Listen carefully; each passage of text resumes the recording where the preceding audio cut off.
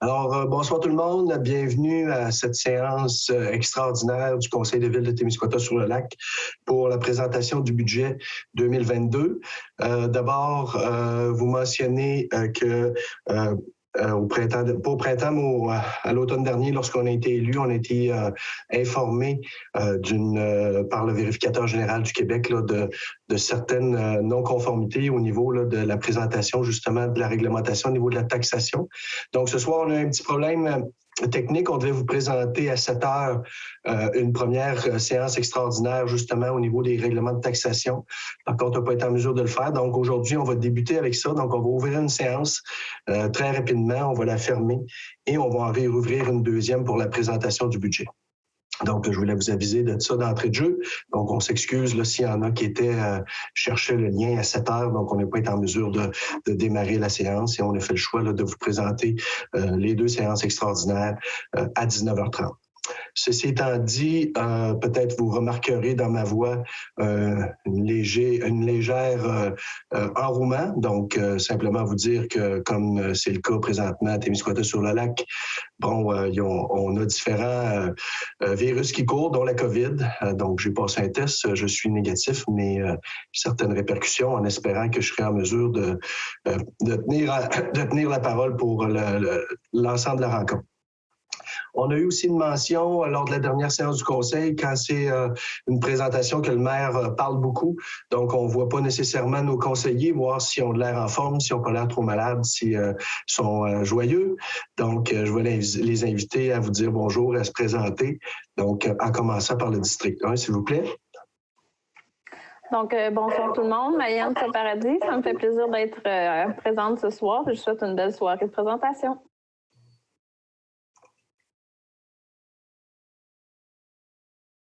Je passe la parole à mon prochain collègue. Jean-Marc. Oui, bonsoir tout le monde. Jean-Marc Baudouin, district 2, premier mandat. Et, bien content de faire ma part pour notre communauté. Bonne soirée. Bonsoir tout le monde. Rémi Dumont. Je vous souhaite une belle présentation. Bonsoir tout le monde, Pascal Mailloux, district 4. Je vous souhaite une bonne soirée. Bonsoir tout le monde, André Brault, district 5. Je vous souhaite la bienvenue à notre première présentation du budget 2022. Bonjour tout le monde, Ginette Bégin, district 6.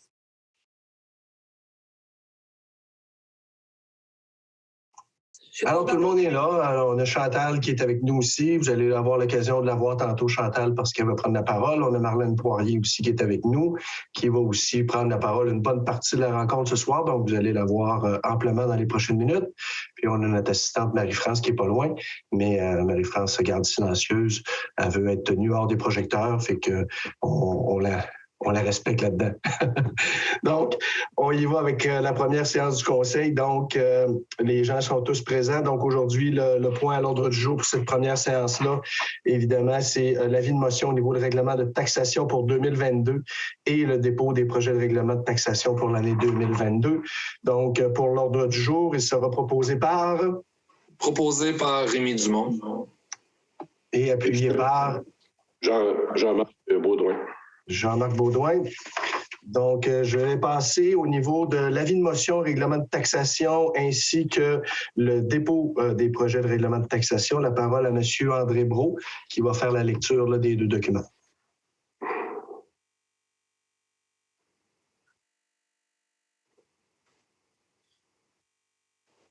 Votre micro, M. Brault.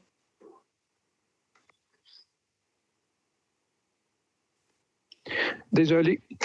Je, André Brault, conseiller, donne avis de motion que lors d'une séance subséquente du Conseil, présenterai les règlements de taxation suivants pour l'année d'imposition 2022.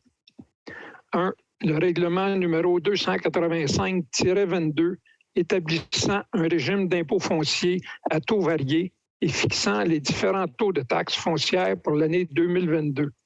Deuxièmement, le règlement numéro 286-22 fixant le taux de la taxe d'aqueduc et d'égout pour l'année 2022. 3. le règlement numéro 287-22 fixant les taux de taxation pour la disposition des ordures ménagères, la récupération des matières recyclables et la gestion des matières organiques pour l'année 2022. 4. Le règlement numéro 288-22 fixant le taux de la taxe pour le vidange des fosses septiques et des puisards pour l'année 2022. Dépôt des projets de règlement de taxation année 2022. Je, André Brault, conseiller, dépose les projets de règlement de taxation suivants pour l'année d'imposition 2022. 1. Le règlement 285-22 établissant un régime d'impôt foncier à taux variés et fixant les différents taux de taxes foncières pour l'année 2022. 2. Le règlement numéro 286-22 fixant le taux de la taxe d'aqueduc et d'égout pour l'année 2022. 3. Le règlement numéro 287-22 fixant le taux de taxation pour la disposition des ordures ménagères, la récupération des matières recyclables et la gestion des matières organiques pour l'année 2022. Et pour finir, le règlement numéro 288-22 fixant le taux de la taxe pour la vidange des fosses septiques et des puisards pour l'année 2022. Alors, merci, M. Brault, pour cette lecture, ce qui termine l'ordre du jour de cette rencontre, de cette première rencontre extraordinaire. Donc, comme notre réglementation le stipule, on aurait droit pour cette séance extraordinaire d'une période de questions. Donc, Chantal, les coordonnées pour la période de questions. Question séance à commercial témiscouata-sur-le-lac.ca. Le question séance est au singulier. Donc, je ne pense pas qu'on ait énormément de questions sur cette petite séance extraordinaire. Donc, je ne pense pas qu'il y ait grand-chose qui rentre, Chantal. Pour le moment, je n'ai rien encore. Okay. Dans le cas, de toute façon, qui se présenterait une question, on pourra y répondre là, suite à la prochaine rencontre. Là. De toute façon, c'est en lien directement avec le règlement de taxation. Donc, si vous êtes d'accord, je proposerais que quelqu'un fasse la levée de l'Assemblée. Proposé par Rémi Dumont. Secondé par Jean-Marc Baudouin. Alors, parfait. Donc, fin de cette première séance extraordinaire. Merci beaucoup. Donc, la deuxième, bien évidemment, les gens qui sont présents, c'est sûrement la plus intéressante, qui soulève sûrement votre intérêt. Donc, aujourd'hui, ce qu'on fait, en fait, c'est de faire une présentation pour le budget 2022. Donc, l'ordre du jour est exclusivement l'adoption des prévisions budgétaires. Donc, après avoir fait l'ouverture de la rencontre, l'adoption de l'ordre du jour, nous allons procéder à la présentation du budget 2022. Suite à quoi il y aura une adoption, une période de questions et on mettra fin à la séance. Donc, si tout le monde est d'accord avec ça, le proposeur et appuyeur pour l'ordre du jour. André Brault propose. Pascal Mailloux appuie. Parfait. Alors, on va débuter avec la présentation proprement dit. Avant de passer la parole à Marlène pour les différentes présentations, j'aimerais prendre quelques minutes. D'abord, vous dire, bon, évidemment, à quoi ça sert de la présentation d'un budget, qu'une ville fasse ça?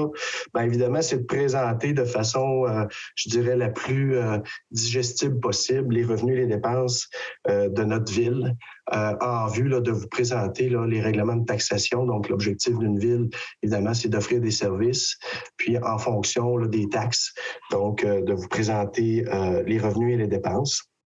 C'est sûr que pour monsieur et madame tout le monde, les gens qui sont avec nous ce soir ou les gens qui écoutent en différé, le moment ultime qu'on veut savoir, c'est comment notre compte de taxes a bougé. Est-ce qu'il y aura une grosse augmentation, une petite augmentation pour éventuellement prévoir vos budgets individuels ou du moins connaître un peu les orientations de votre ville au niveau de la taxation. Donc, ce sera évidemment le principal objectif de la rencontre, donc de vous présenter cette taxation-là, les revenus et les dépenses, mais aussi, lors de cette rencontre-là, l'objectif est aussi de vous présenter le plan triennal des infrastructures ou des immobilisations, comme on peut le mentionner aussi. Donc, cette partie-là va être faite par Marlène un peu plus tôt, un peu plus tard. Mais outre cette présentation, je trouvais opportun quand même, avant de se lancer là, dans 2022, donc de se projeter dans l'année qu'on vient de débuter, de faire un bref retour sur l'an passé, présenter des faits saillants que je trouve important de vous présenter. D'abord, ce matin, pas plus tard que ce matin, on apprenait là, que notre population à Témiscouata-sur-le-Lac faisait un bond de 1,66 % en 2021, ce qui veut dire que notre population a augmenté de 82 personnes au cours de la dernière année. Donc, ce qui est extrêmement positif. D'abord, pendant la campagne électorale, plusieurs personnes, dont moi-même, manifestaient l'intérêt et le désir de voir la population de Témiscouata-sur-le-Lac remonter au-dessus de 5 000 habitants et après ça, ne plus jamais regarder derrière. Donc, en date d'aujourd'hui, je peux vous dire que la population de Témiscouata-sur-le-Lac est passée à 5 017 résidents. Donc, c'est extrêmement positif. Depuis 2019, donc les 3 dernières années, on parle d'un bond de 130 résidents à Témiscouata-sur-le-Lac.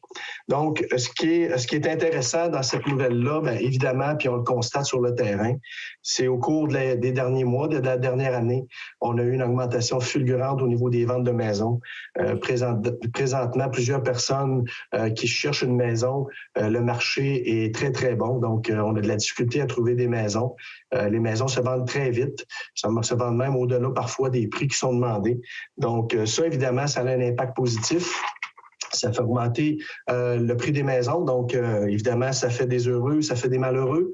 Quand le prix est bon puis la vente est bonne, ça augmente le prix des maisons. Donc, pour ceux et celles qui vendent leur maison, c'est extrêmement positif. Évidemment, pour ceux que ça a un impact sur le compte de taxes, bien, eux autres, ça peut être un petit peu moins intéressant. Évidemment, bien, s'il y a moins de maisons, ce que ça a comme impact, ça fait qu'il y a beaucoup de construction à Témiscouata-sur-le-Lac. On a aussi énormément de permis de rénovation qui se sont donnés au cours des derniers mois, de sorte que la valeur foncière en 2021 a quand même fait un bond important de près de 9 millions de dollars. Donc, puis ça, c'est évidemment sans compter les constructions de cet été, là, puis les ajustements de l'automne qui vont éventuellement faire partie du bilan. Mais ça, c'est extrêmement positif. Faut savoir qu'habituellement, à Témiscouata-sur-le-Lac, on parle d'une augmentation de la valeur foncière en termes de construction et de rénovation annuellement d'environ 5 millions de dollars. Donc, d'apprendre aujourd'hui, de vous présenter qu'on est à 9 millions pour l'an passé, très positif. Et nos prévisions pour 2022 sont tout aussi, je dirais, ambitieuses en termes de développement au niveau de construction et rénovation. 2022, 23 et 24, c'est aussi le moment où on a fait une révision de notre rôle d'évaluation, donc un rôle qui est triennal. Évidemment, la date du mois de juillet 2020 a été prise en considération au niveau de l'évaluation de la valeur de vos maisons par la firme Servitec. Donc, c'est sûr que si le marché est bon, il y a eu une augmentation au niveau de l'évaluation des maisons à Témiscouata-sur-le-Lac. On va vous en faire la nomenclature tout à l'heure. Par contre, le nouveau conseil étant en place depuis le mois de novembre, on trouvait important, effectivement, étant donné l'arrivée de ce nouveau rôle triennal-là, d'aller éclaircir certains éléments avec la firme Servitec. Souvent, on entend ma maison augmente, l'évaluateur n'est pas venu visiter chez nous, comment il fait pour évaluer que ma maison augmente. Donc, ce que je veux vous dire par rapport à ça, c'est que le conseil, de façon responsable, une rencontre avec la firme Servitec pour, je vous dirais, là, un bon 2 heures certainement là, de rencontre avec eux autres, où ce qu'ils nous ont fait une présentation là, très complète de la situation. Donc, suite à cette rencontre-là, le Conseil a décidé, par souci également là, de transmettre l'information la plus juste, la plus précise possible, de vous envoyer au cours des prochains jours, prochaines semaines. Là, je voyais tout à l'heure que c'était sur le bureau de la Ville. Donc, un formulaire, un petit pamphlet qui va vous présenter exactement c'est quoi le rôle d'évaluation triennale, c'est quoi les impacts, c'est quoi les tenants aboutissants de tout ça.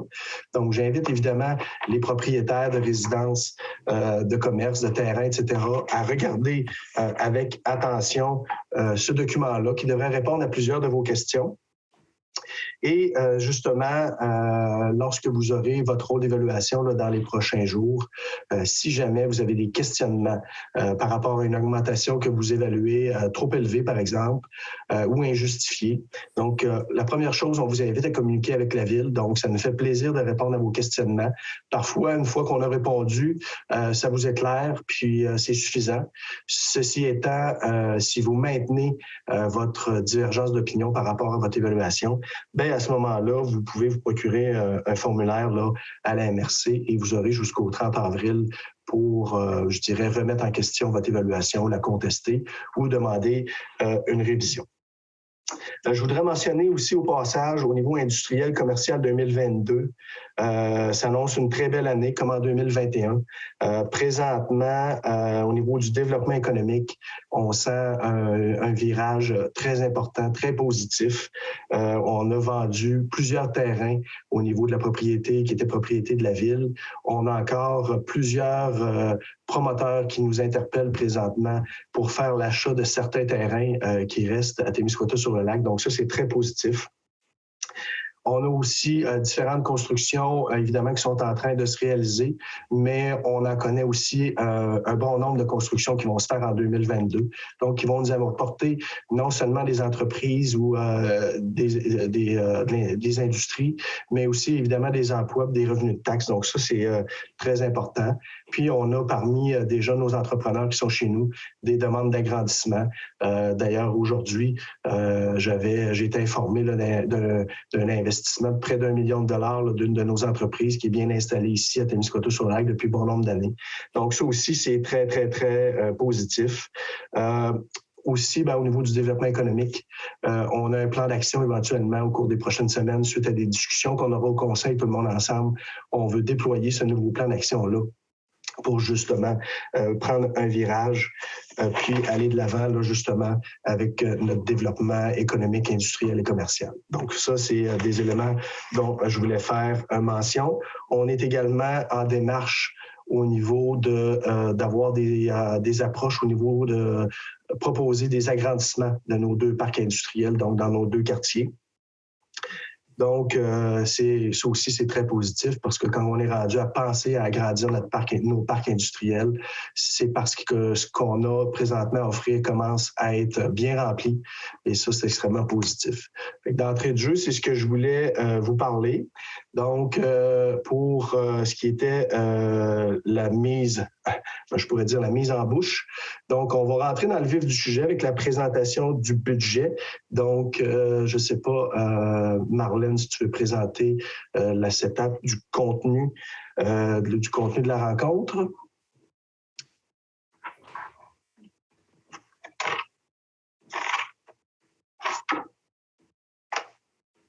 Je pense qu'avant le contenu de la rencontre, Marlène, ce que tu ne me dis pas, c'est que j'avais le contexte 2022 à vous présenter.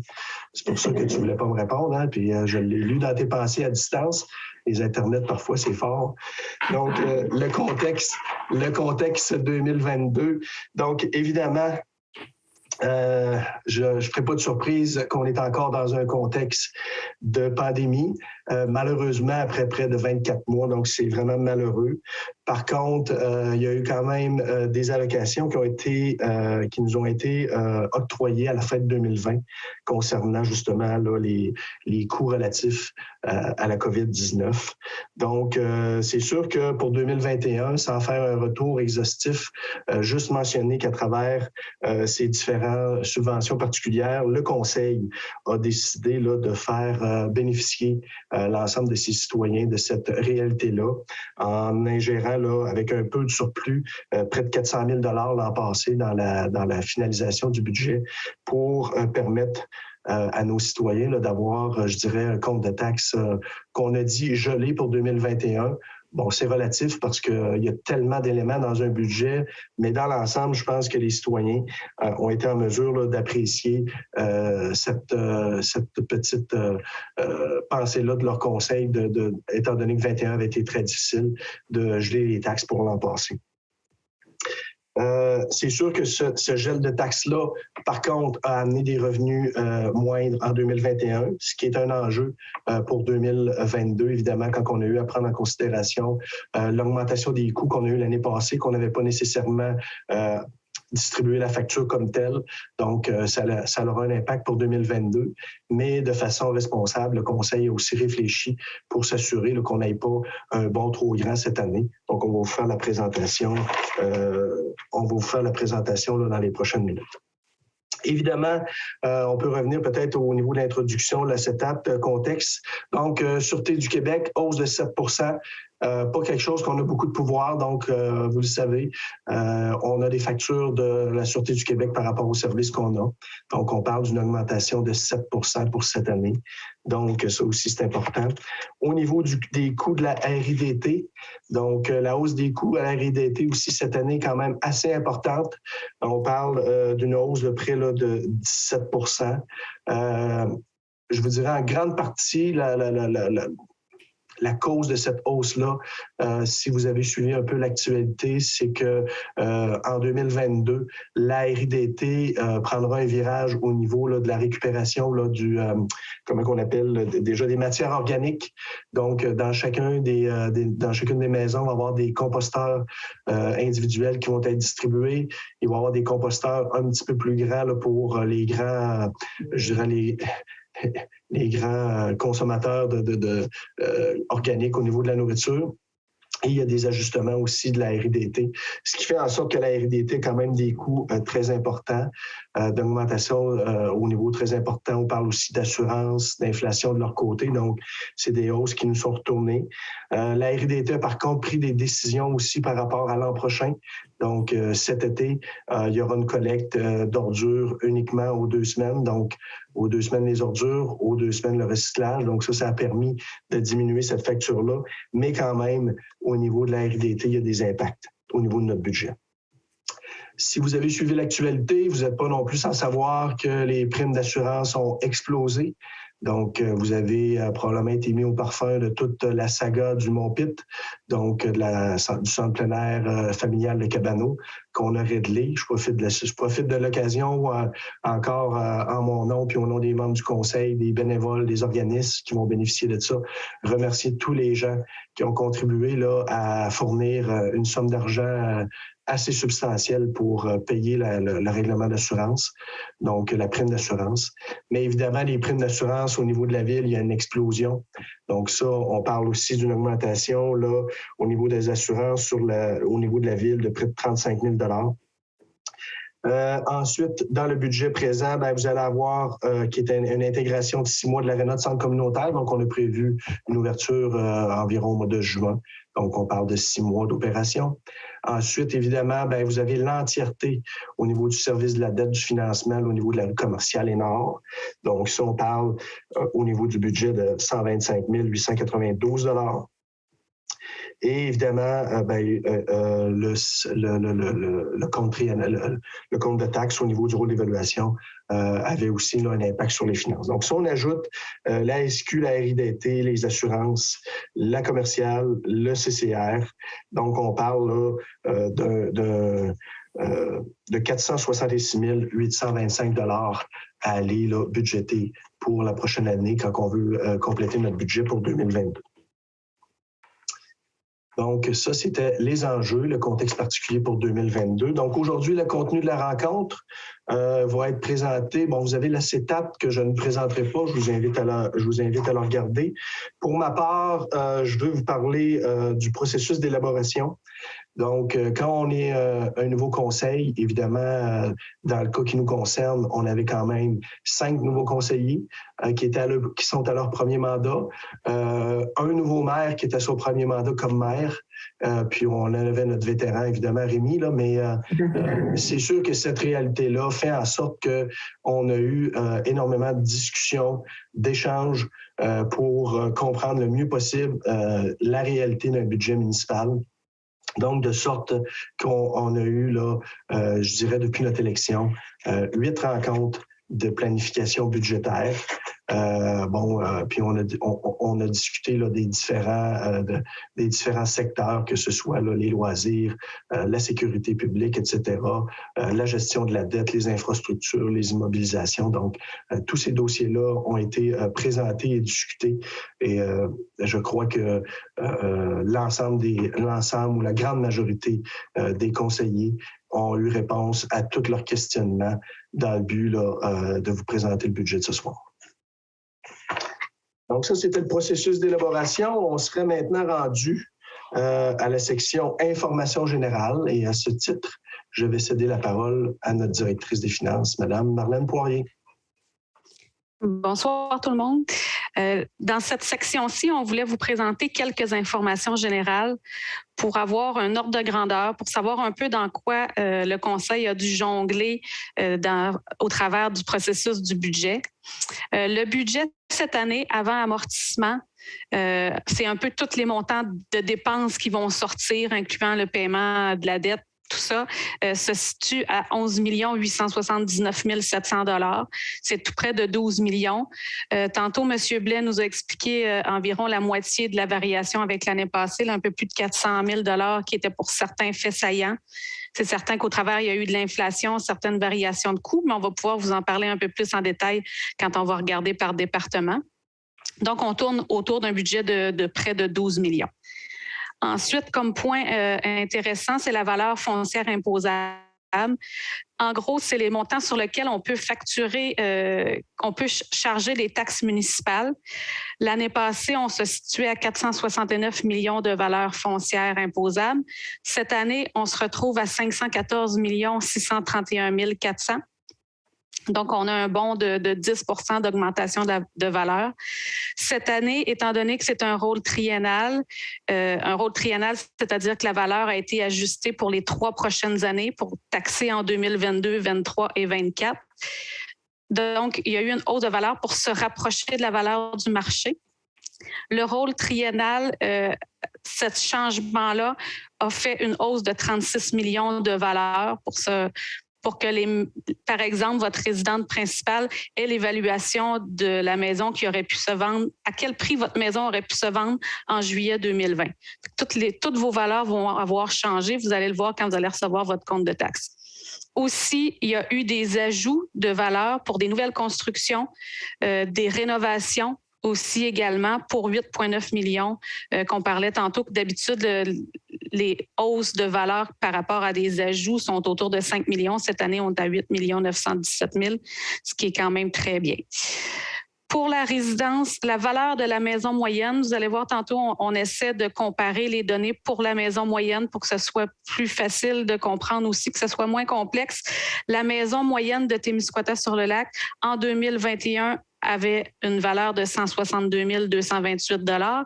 Cette année, la maison moyenne a un montant de 172 053 $. Cette hausse-là s'explique également par les deux mêmes facteurs que le rôle au complet, soit des ajouts soit que les maisons construites nouvellement soient un peu plus hautes ou des rénovations pour une hausse de la maison moyenne de 1834. Et également, le rôle triennal a fait augmenter la maison moyenne de 5 % de 7 991 $, qui nous amène à notre 172 000 de valeur de maison moyenne.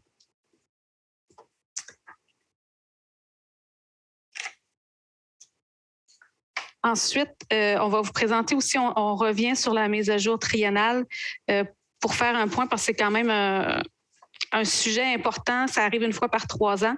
Fait que je vais laisser M. Blais revenir rapidement sur ce sujet-là.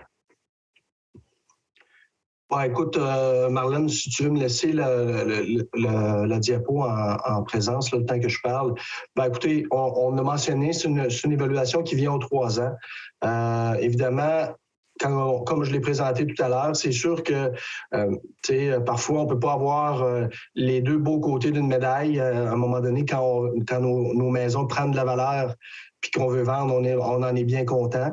Par contre, ce qu'elle a comme impact, c'est notre compte de taxe souvent va suivre aussi. Par contre, au niveau de la vitalité économique de notre région, quand la valeur des maisons augmente, ben c'est bon signe, c'est parce que les gens s'intéresse à notre région, s'intéresse à notre ville. Donc ça, il faut voir ça très positivement. Je le rappelle, on l'a mentionné d'entrée de jeu, on va, je pense, même en reparler plus tard. Donc, il est possible qu'il y ait des gens, lorsqu'ils auront leur évaluation prochainement, qu'il y ait des désaccords par rapport à votre valeur. Donc, d'abord, communiquer avec la ville, puis regarder avec que ce soit Marlène, enfin, possiblement ce sera Marlène qui vous répondra, posez vos questions et si vous n'êtes pas satisfait, vous maintenez votre désaccord. On vous invite à faire une demande de révision qui est admissible par contre seulement la première année, donc on vient de le mentionner ici, là, durant le triennal, et vous avez jusqu'au 30 avril pour le faire. Puis, il n'y en a pas de problème. Quand on a rencontré les gens de Servitec, écoutez, c'est l'évaluation municipale, les firmes d'évaluation, c'est ce qu'on a constaté, puis moi j'ai été content de l'entendre parce que c'était la première fois que j'avais cette présentation-là. C'est normé, il y a des lois, ils font pas, c'est pas du n'importe quoi, donc ils ont des règles à respecter, ils ont des barèmes actuariels à respecter. Donc, mais par contre, il peut arriver des erreurs comme partout ailleurs, donc on vous invite à ne pas vous gêner si tel est le cas. Peut-être que je donnerais un petit complément d'information. Bonjour tout le monde en passant. Ce qui est important de retenir, c'est que le 30 avril, c'est au plus tard pour placer une demande de révision. Et moi, ce que j'aimerais vous dire aujourd'hui, c'est que pour les gens qui ont une évaluation, qui la remettent en question, ils aimeraient mieux comprendre pourquoi Servitec en arrive à ces chiffres-là. S'il vous plaît, ne vous gênez pas d'appeler à la ville parce qu'on a déjà une entente avec Servitec qui fait en sorte que lorsque vous nous appelez, vous êtes placé sur une liste et il y a vraiment un évaluateur agréé qui va vous appeler directement à la maison, qui va parler avec vous le temps que ça prendra pour vous expliquer en quoi votre résidence a été, exemple, évaluée, pour quelle raison il y a une hausse de sa valeur. Puis des fois, en discutant, vous n'aurez peut-être même pas besoin de faire une demande de révision pour qu'il y ait un ajustement dans votre dossier. Je vous donne un exemple très simple. Vous avez une terre à bois, OK? Et normalement, Servitec l'évalue comme si le bois était sur la terre. Mais entre-temps, vous avez fait couper votre bois sur cette terre-là. Donc, automatiquement, il y a un ajustement qu'il faut qu'il soit fait. Fait que quand vous allez informer Servitec en disant, écoutez, moi, l'été passé, j'ai fait couper une bonne partie de mon bois sur ma terre, automatiquement, ils vont diminuer l'évaluation pour pas que vous payiez de taxes sur une terre qui, aujourd'hui, n'a pas de bois ou beaucoup moins que l'évaluation qu'ils ont donnée au préalable. Fait que la recette est simple. C'est que vous pouvez attendre jusqu'au 30 avril pour faire une demande de révision. Et moi, je vous dirais, dès aujourd'hui, à partir du moment où vous allez avoir votre compte de taxes, vous regardez ça, vous ne comprenez pas, appelez à la ville, on prend votre nom. À l'intérieur d'une semaine, normalement, Servitec va vous rappeler et ne vous gênez pas pour poser toutes vos questions. Ils sont capables de vous répondre et ça fait en sorte qu'à la fin, vous comprenez que l'évaluation est conforme ou peut-être aussi que ça nécessite une correction de la part de Servitec. Il n'y a personne de parfait dans ce monde. Fait que merci, puis gênez-vous pas, appelez-nous 418-854-2116 directement à l'Hôtel de Ville. Oh ouais, merci Chantal. Je pense qu'on a été consciencieux de transférer l'information plus d'une fois à nos citoyens. Donc, je rappelle, vous allez avoir aussi un pamphlet par la poste. Donc, je pense qu'on met vraiment toutes les choses en place pour donner l'information et que les gens se sentent à l'aise. Donc, on poursuivrait, pas Martine, mais Marlène, avec le budget par département. Oui, donc on a voulu vous présenter les dépenses pour savoir quelles sont les dépenses de la Ville pour l'année 2022. C'est certain que cette diapositive-là représente les dépenses seulement. Il y a eu des revenus aussi qui viennent à l'encontre de ces dépenses-là, mais on voulait vous présenter tout d'abord les dépenses, puis après ça, pour voir l'impact. Puis il y a des revenus qui augmentent, par exemple, les droits de mutation ou le centre communautaire et l'aréna qui vont ouvrir ou des droits de mutation, des permis, des terrains de jeu, tout ça. Il y a d'autres revenus qui bougent, qui viennent parfois amoindrir certaines hausses qui peuvent avoir lieu dans certaines dépenses. Donc, le premier département qu'on veut vous entretenir, c'est le département qui est en bleu, qui est indiqué 23 Il s'agit des frais d'administration, si on peut dire, d'office municipal d'habitation, de contribution de la ville.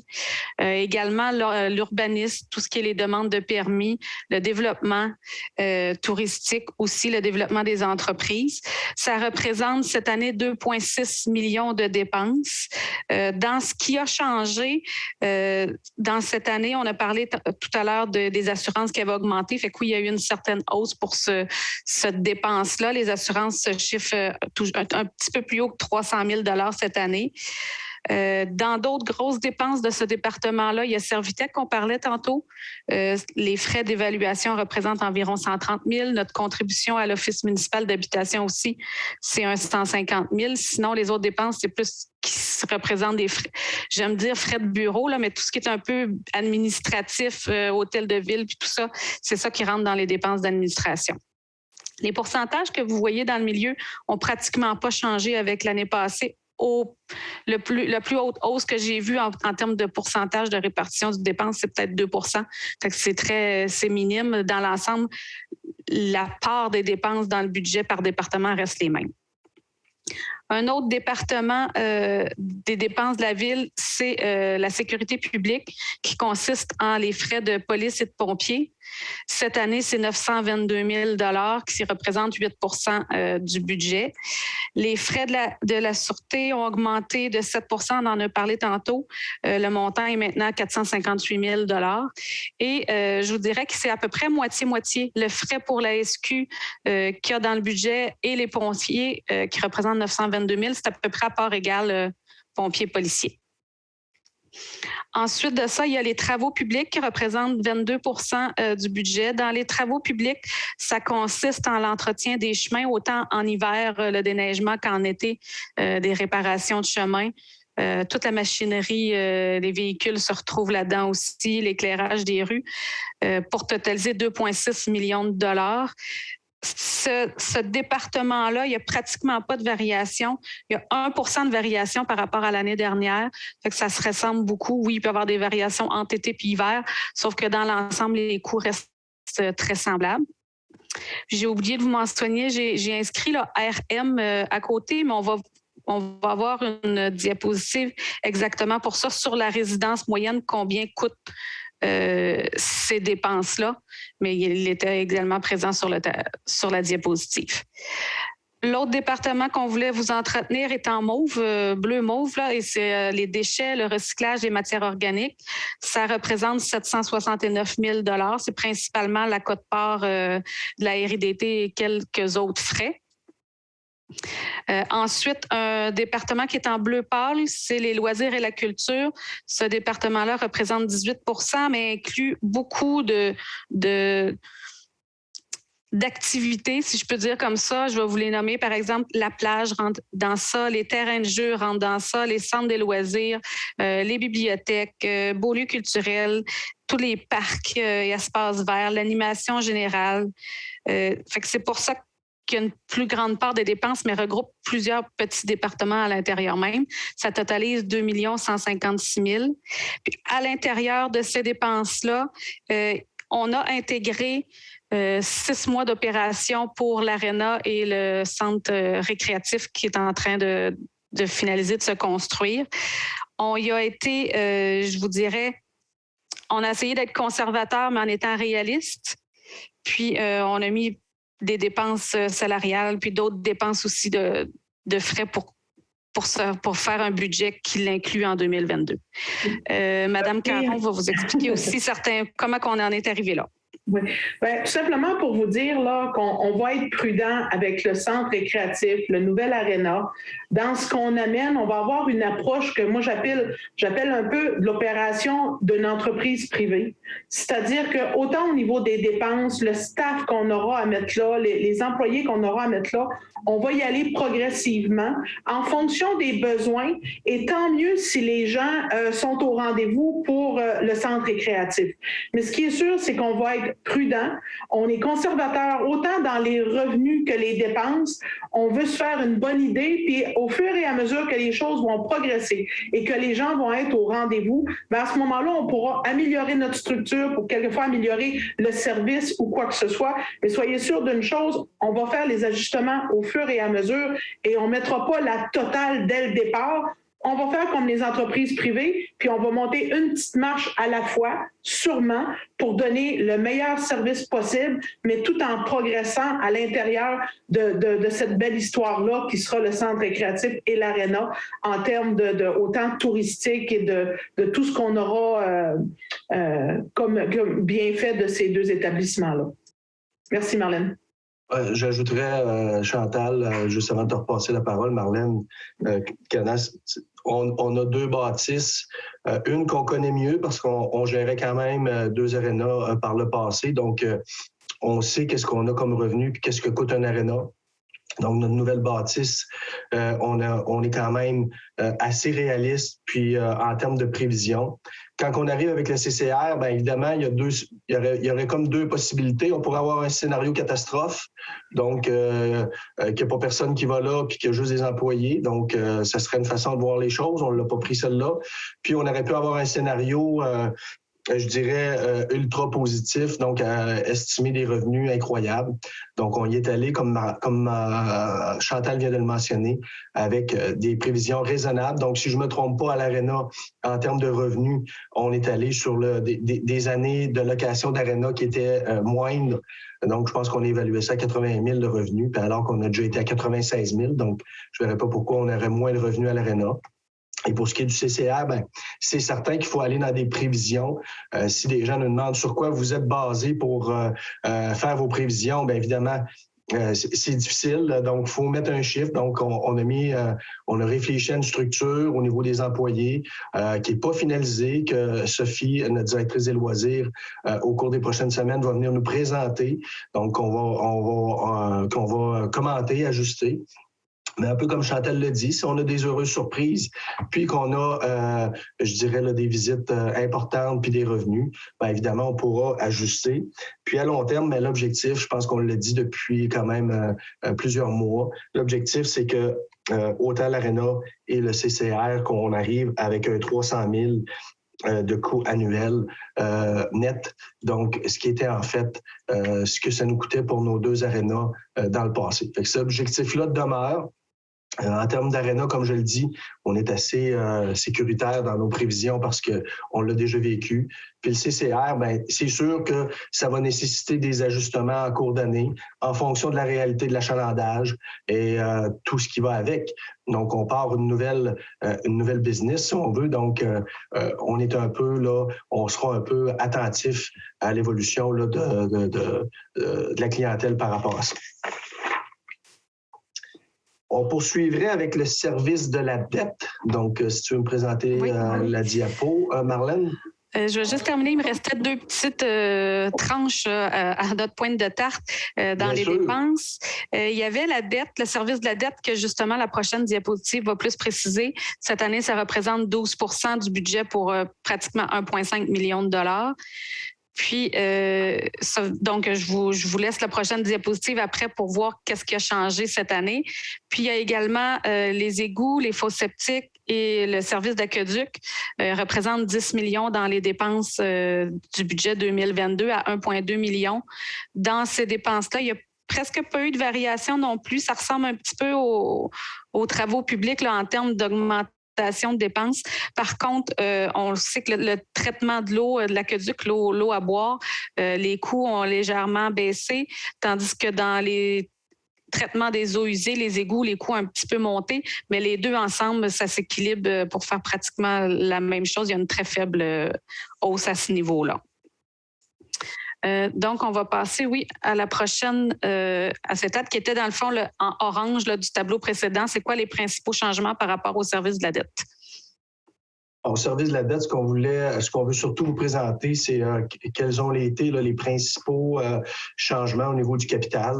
Donc, évidemment, pour 2022, l'ensemble du projet commercial Nord et Sud est inclus dans la taxation pour 2022. Donc, on parle d'un 140 230, donc ce qui équivaut là, à 47 $ sur l'évaluation de la maison moyenne. Donc, ça, c'est le premier élément. Le deuxième élément qu'on a pratiquement oublié parce que ça fait quand même plus d'1 an qui est en service, c'est notre résidence à Notre-Dame, donc notre 35 logements. Donc, il y a quand même un impact important. Je vous rappellerai que le Conseil avait décidé quand même d'investir dans la construction du 35 logements dans le quartier Notre-Dame, un montant de 280 000 $, donc dispersé sur 20 ans. Donc, en 2022, on commence à payer ce bel investissement-là au coût de 16 764 $ par année. Donc, ça, c'est un investissement qui est quand même important. J'ajouterai à cela que le conseil de ville, à l'époque, avait aussi octroyé un congé de taxes pour le 35 logements pour les 35 prochaines années. Donc, on parle quand même aussi d'un investissement là, de 56 000 $ par année sur 35 ans. Donc, à la fermeture de cette entente-là, en 2054, peut-être certains d'entre nous n'y seront plus, mais la ville de Témiscouata-sur-le-Lac aura quand même investi près de 2 millions de $ dans le 35 logements dans le quartier Notre-Dame-du-Lac. Donc, ce qui est très significatif. Donc, il y a un impact cette année sur notre budget. Et je terminerai avec une dépense qui a été terminée de payer. Donc, on parle d'un camion et d'une benne. Certains emprunts, là, on est plus dans la mécanique. Donc, pour un montant là, au niveau annuel de 38 044 $. Le 38 000, vous avez sûrement vu passer les camions aujourd'hui. Là, c'est les principaux camions de déneigement bleu qui finissent de se payer en 2022. On est maintenant rendu à établir toutes ces dépenses-là dans le budget une fois les revenus mis, puis de vous présenter les taux de taxes puis les taux de compensation aussi qu'on va voir dans les prochaines diapositives. Donc, comment ça reflète les dépenses sur le compte de taxes, sur la façon de taxer. Donc, on vous a présenté un tableau. Il est un petit peu lourd. Je vais essayer d'y aller tranquillement pour pas que ça soit trop mélangeant. Puis, on va me faire des signes si jamais il y a des points à préciser, je suis certaine. Donc, on a 4 sections. La première section, c'est pour les taxes pour les gens qui sont desservis en aqueduc et égouts dans le quartier Notre-Dame-du-Lac. La deuxième va être dans les desservis quartier Cabano. La troisième section pour les non desservis du quartier Notre-Dame-du-Lac. Et la dernière section pour les non desservis dans le quartier Cabano. Fait que je vais revenir sur chacun, mais dépendamment de où votre maison est située, vous allez pouvoir vous retrouver un petit peu. Les premiers taux de taxes que je veux qu'on veut vous parler, c'est ceux en rouge. Ça représente la taxe foncière, c'est-à-dire par 100 $ d'évaluation de votre maison. Donc, tous ces taux-là de cette diapositive-là, si je peux reculer un peu, c'est selon la valeur de votre maison. Donc, si votre maison vaut 100 000 $, ça va vous en coûter un peu moins cher que si votre maison vaut 300 000 $. Ça varie selon la valeur de votre maison. Donc, en rouge, ça représente les taux pour les anciennes dettes. Quand il y a eu la fusion, le décret prévoyait que les anciennes dettes continuaient d'être payées par chaque quartier. Donc, en 2021, dans le quartier desservi Notre-Dame-du-Lac, il y avait une taxe à l'ensemble de Notre-Dame-du-Lac de 4,5 sous et une taxe de 3 sous également pour le secteur urbain. Il n'y a pas eu de variation importante dans les dettes à rembourser, le capital et intérêts, sauf qu'avec la valeur foncière qui a changé, ce 7,5 sous-là, avec la hausse des valeurs foncières à cause du rôle triennal, a tombé à 7 sous. Dans le quartier desservi Cabano, pour les anciennes dettes, il y a un 4,5 sous qui reste identique en 2022. Dans le non desservi Notre-Dame-du-Lac, il y avait un 4,5 sous qui, lui, descend à 4 sous. C'est un arrondissement, puis il y a des petits ajustements, mais une demi-scène, c'est des petites variations qu'on voit l'impact. Puis dans le non desservi Cabano, le 4,5 sous reste à 4,5 sous.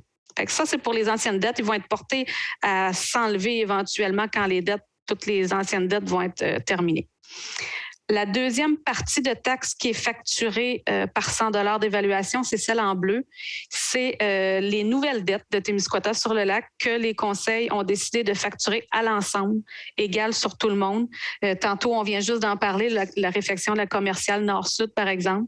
Donc, en 2021, le taux était de 9,5 sous par 100 $ d'évaluation et en 2022, va être à 11 sous du 100 $ d'évaluation. Ensuite, dans les autres sortes de taxes qui sont payées selon la valeur foncière des immeubles, c'est la taxe foncière générale. Celle-ci en rose, la taxe foncière générale, c'est celle pour le taux de base, c'est-à-dire pour les résidences principales, vos maisons, pour les chalets, le agricole aussi, mais c'est plus ce qui est résidentiel. L'an dernier était à 1,5, cette année est à 99 sous. Ça sert à payer les dépenses d'administration, les pompiers, la sûreté, les transports, les loisirs, le développement, loisirs et culture, je l'ai dit aussi. Ça sert à payer ces dépenses-là. Comment on a fait pour passer de 1,5 à 99 sous? Le 1,5 de l'année passée était sur l'ancien rôle triennal. On l'a ramené avec le rôle triennal pour que ça donne un montant de taxe équivalent. On est arrivé à 97 sous qu'on aurait dû charger pour avoir exactement les mêmes revenus que l'année passée.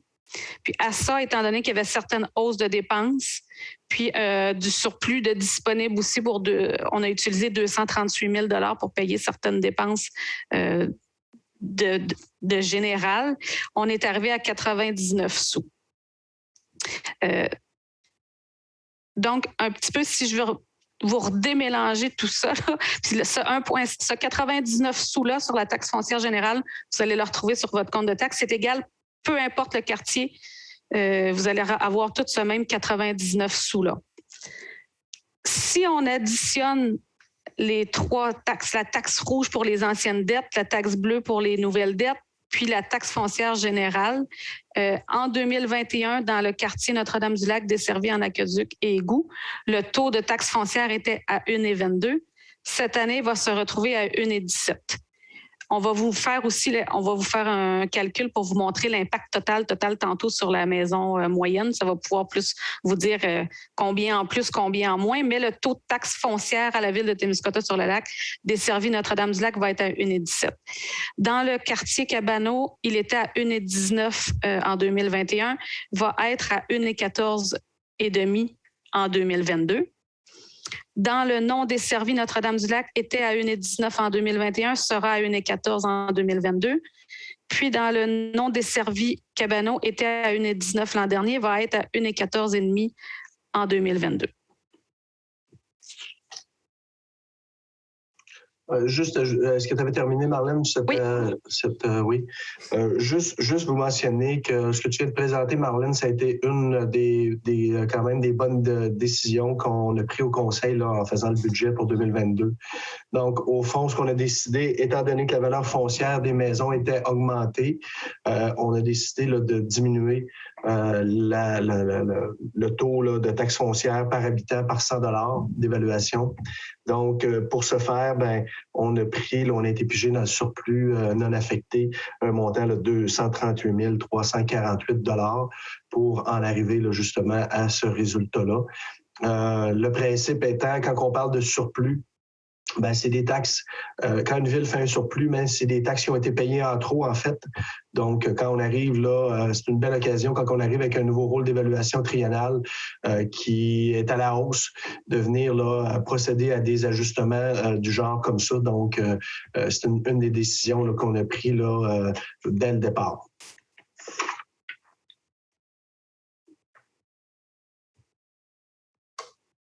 Désolée, mon micro avait fermé. Aussi, si je peux revenir un petit peu sur le surplus, on a parlé qu'on utilise un surplus de 238 000 pour que cette taxe foncière-là soit diminuée. Il y a un certain montant qui est utilisé aussi pour les taxes de service qu'on va vous expliquer tout à l'heure. Mais au net, une fois ces utilisations de surplus-là pour fermer le budget 2022, il va rester dans le surplus non affecté, le bas de laine, si on peut le traduire un peu comme ça, et il va rester 784 000 après l'utilisation qui est prise pour fermer le budget 2022. Tantôt, la taxe en rose était pour le taux de base. La partie des colonnes qui étaient en rose était pour le taux de base, mais à Témiscouata-sur-le-Lac, c'est un régime d'imposition d'impôt foncier à taux varié. C'est-à-dire que les 6 logements et plus, les non-résidentiels, qui sont la majorité des commerces, et les industriels ont un taux différent que les maisons ou les chalets.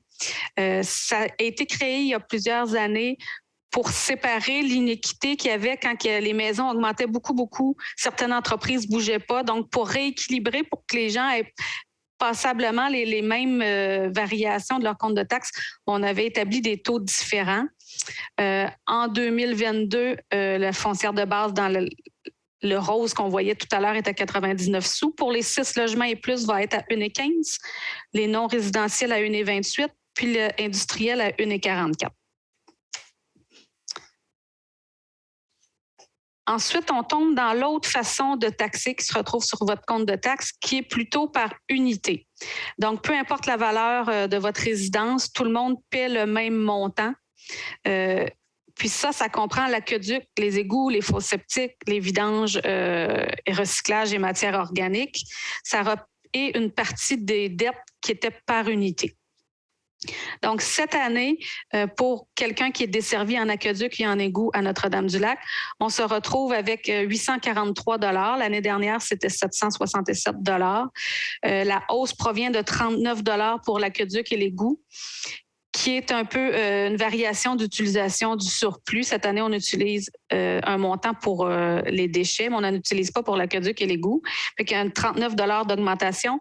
Pour vidange, recyclage, matière organique, on a une hausse de 34 $, qui est la quote-part un peu qu'on avait discuté tantôt également, qui est plus élevée à ces niveaux-là.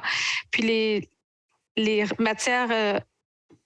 les vidanges, recyclage et matières organiques, on a utilisé 61 900 pour amoindrir les variations qu'il y avait cette année dans les quotes-parts pour que ce soit moins impacté sur les comptes de taxes. Puis, il y avait une variation aussi dans Desservi Notre-Dame-du-Lac, 3 $ pour la dette. Là, ça ne varie pas beaucoup. Pour le quartier desservi, pour le quartier Cabano desservi en aqueduc et égout, on passe de 724 à 798 $, donc une hausse de 74 $ pour ces taxes par unité-là. C'est le même 34 $ en aqueduc et égout que dans le quartier Notre-Dame-du-Lac, parce que c'est les mêmes montants. Le même 34 $ de hausse pour les vidanges, recyclage et matières organiques, puis un 1 $ de variation pour les dettes qui sont applicables pour ce quartier-là. Dans le non desservi, on a seulement les vidanges, recyclage, matières organiques et les fosses septiques. Donc, en 2021, c'était 279 $, peu importe le quartier, là, pour les gens qui n'étaient pas desservis en aqueduc et égout. On monte à 322 $, donc la hausse de 43 $ et 34 $ pour les vidanges, puis 9 $ pour les fosses septiques. Ça fait le tour des différents taux de taxes. On va également vous envoyer par la poste là, un résumé du budget que vous allez pouvoir avoir les taux dans le bas là, de la deuxième page, que vous allez retrouver les taux également. Ça nous amène au compte de taxes de la résidence moyenne. Combien ça coûte à la maison moyenne, les dépenses moins les revenus qu'on a dans chaque quartier. La résidence moyenne qui est maintenant à 172 000 $. Fait qu'on a les acétates que vous avez vus, les colonnes rouge, bleu, rose, puis aussi les dernières colonnes pour les taxes de service, on a tout additionné ça ensemble pour savoir combien ça coûte à la maison moyenne de 172 053 $. Donc, dans le quartier desservi Notre-Dame-du-Lac, quelqu'un qui a une maison de 172 000 $ va avoir un compte de taxe de 2 856 $. Dans le quartier desservi Cabano, 2 768 $. Non desservi Notre-Dame, 2 283 $. Et non desservi Cabano, 2 292 $. C'est certain qu'il y a certaines maisons qui n'auront pas nécessairement ces montants-là, dépendamment de la valeur, qui vont un peu bouger. Si vous n'avez pas exactement la même variation que la maison moyenne, il peut avoir un petit peu moins cher que ça ou un petit peu plus cher, ça varie aussi. Fait qu'on a repris la pointe de tarte du début. On a enlevé les revenus qui étaient appliqués, Puis, on a dit combien ça coûte pour la maison moyenne. Donc, le premier département, qui était l'administration, l'Office municipal d'habitation et l'urbanisme, ça vous en coûte 593 $ par année. Ça, c'est le même montant, peu importe dans quel quartier on est, parce que c'est facturé selon la valeur foncière de votre maison. Ensuite, notre département, les polices et les pompiers, ça coûte 194 $ pour avoir le service des pompiers puis de la Sûreté du Québec. Les travaux publics pour l'entretien des chemins, ça en coûte pour la maison moyenne 550 $. Ça aussi, c'est égal pour tout le monde. Les déchets, recyclage, matières organiques, c'est un taux à l'unité, mais c'est également pareil pour tout le monde à 225 $. Puis, le dernier taux qui est pareil, là, peu importe le secteur ou le quartier, c'est les loisirs et la culture, ça en coûte 366 $. Donc, rendu à ce point-là, tout le monde qui a une maison moyenne de 172 000 paie 1 928 $. Après, ce qui fait la différence, c'est selon le quartier qu'on est, les dettes qui sont rattachées à notre quartier ou notre secteur. Ça varie là, de 258 $ à 485 $. Puis après ça, en jaune, l'aqueduc, égout ou fosse septique, dépendamment. Dans le desservi, ça coûte 443 $ pour l'aqueduc et l'égout. Et dans le non desservi, 97 $ pour la fosse septique. Ça varie par rapport à l'année passée, là, entre 52 à 92 $. On va le voir dans la prochaine diapositive, mais la variation d'une maison moyenne de 172 053 $ pour l'année 2022, c'est entre 52 à 92 $. Là, on n'a pas atteint le seuil de 100 $, fait que la hausse est en bas du 100 $.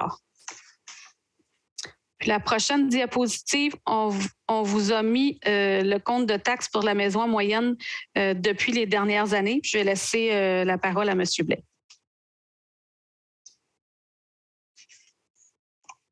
Ben, merci Marlène.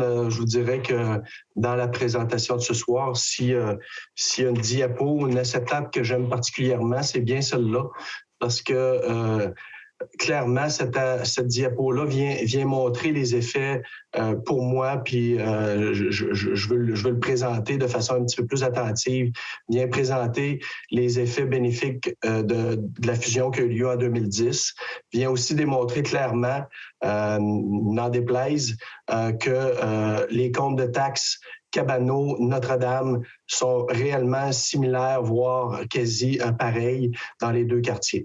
Donc, d'abord, ce que j'attirerais l'attention des gens, d'abord, au niveau de l'augmentation moyenne pondérée là, pour 2022, on parle pour la maison moyenne d'une augmentation de 3 %. Donc, quand je parlais au début là, que monsieur, madame, tout le monde sont là souvent à la présentation du budget pour savoir c'est quoi mon augmentation de taxes de façon générale pour l'année. Donc, cette année, on parle d'une augmentation de 3 %, puis versus un taux d'inflation en novembre là, qui était à 4,7 %. Donc, on est en dessous du taux d'inflation. Ce que je vais attirer votre attention aussi ici, c'est avant, au niveau de la fusion en 2010, je vous invite à regarder les coûts au niveau des taxes pour 2010. Donc, desservi Notre-Dame, on était à 2 936 $.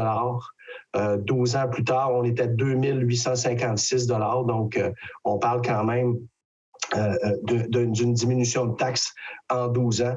Et c'est là que j'en arrive à dire les effets positifs de cette fusion-là, je pense qu'on commence réellement à les sentir. J'invite aussi à regarder, je vous dirais, la ligne verte et la ligne mauve qui ont même plus de différence, là, même s'il y a un 9 $, c'est Cabano, le secteur non desservi de Cabano qui paye au niveau de la maison moyenne 9 $ de plus de taxes que le quartier Notre-Dame. Et dans le cas du desservi, donc on parle, si vous pouvez voir la courbe, on parle quand même d'une augmentation qui est extrêmement similaire. Donc oui, il y a une différence, principalement due, puis je dirais presque exclusivement due au règlement en eau potable. Je rappelle que la décision qui avait été prise au Conseil, c'est qu'avant la fusion, il y avait des demandes, des attentes à ce que l'eau potable soit mise à niveau. Puis dans un quartier, ça n'avait pas été fait. Mais ce que constate ici, c'est vraiment une augmentation similaire au niveau des taxes. J'ai demandé aussi à Marlène, et ça aussi c'est un élément intéressant que je veux vous amener. Vous savez, plusieurs municipalités au Québec ont des taux d'augmentation de taxes selon le taux d'inflation. On parle souvent du fameux 2 %. Donc, quand on parle des effets de notre fusion, si on prenait les taxes des quatre niveaux, là, que ce soit Notre-Dame desservie, Notre-Dame non desservie, Cabano desservie, Cabano non desservie en 2010, et qu'à chacune des années, on ajoutait 2 %. Ben, en 2022, là, Notre-Dame desservie paye, dans le fond, 867 $ de moins. Cabano desservie, on parle de 70 $ de moins. Notre-Dame non desservie de 188, puis Cabano non desservi 77 $, le tout en moins. Fait que pour moi, cet acétate-là me parle énormément. Puis ce que le Conseil veut tendre, c'est évidemment d'avoir des lignes qui se rejoignent là, ensemble pour avoir un taux de taxation là, qui est vraiment similaire, qu'on soit dans un quartier ou dans l'autre. Pour moi, là, ça, c'est extrêmement positif là, comme élément que je voulais vous présenter. On serait rendu au programme triennal des immobilisations? Oui. Donc, Chantal, veux-tu nous présenter ça? Qu'est-ce qui est un programme triennal d'immobilisation?